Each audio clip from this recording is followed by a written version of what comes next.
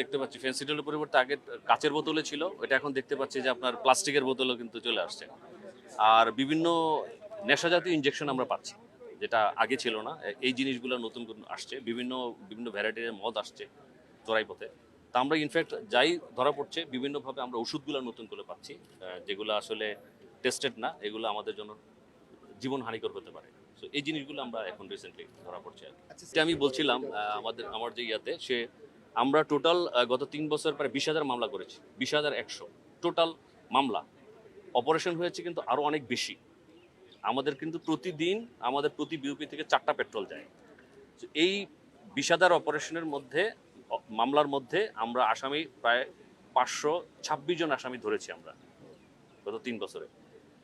তো এর মাধ্যমে যে আসামি যারা ধরা পড়লো তাদের তদন্ত করে কিন্তু আরো লোকজন এটার সাথে আসবে, যে তাদের আর অ্যাসোসিয়েট কারা ছিল।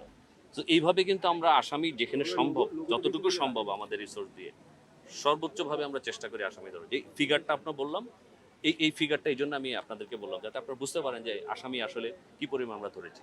আমরা আসলে এখানে খুব একটা স্পেস পাচ্ছে না আমাদের পার্শ্ববর্তী দেশ। আমরা যেভাবে তৎপর আছি, আমরা যেভাবে কাজ করছি, এটা আপনারা জানেন, আমাদেরকে এলাকার লোকজন খুব সহায়তা করছে। এলাকার সাধারণ লোকজন কিন্তু খুব সহায়তা করছে আমাদের এই যে পুশিন প্রতিরোধে। তারা আমাদের সাথে একসাথে দাঁড়ায়, বিভিন্ন আইন শৃঙ্খলা রক্ষাকর্মী তারা আমাদেরকে সহায়তা করে, জেলা প্রশাসন, উপজেলা প্রশাসন আমাদেরকে সহায়তা করে। তো সেই সবার সহায়তার মাধ্যমে কিন্তু আমরা যে আমাদের লোকজন যারা আছে বর্ডারে, তারা আমরা কিন্তু কোনোভাবে অ্যাকসেপ্ট করছি না, নট এ সিঙ্গল ওয়ান, একজনও না। এবং এটার জন্য আমাদের হয়তো 24 ঘন্টায় আমাদের পেট্রোল থাকতে হচ্ছে। সো আমরা আমাদের দেশের জন্য আমাদের বিজিবি যারা সদস্য আছে 100% দিয়ে আমরা চেষ্টা করবো যাতে একজনও না ঢুকতে পারে। হ্যাঁ, আমরা কিন্তু এজেন্ডা পয়েন্টও রাখি। আমাদের এই যে বাইলেটারাল যে মিটিংগুলো হয় পার্শ্ববর্তী দেশের সাথে, সেখানে কিন্তু আপনার sector commander level, battalion commander level এবং region commander level, DG level বিভিন্ন মিটিংগুলো হয় আমাদের আমাদের ভারতের সাথে।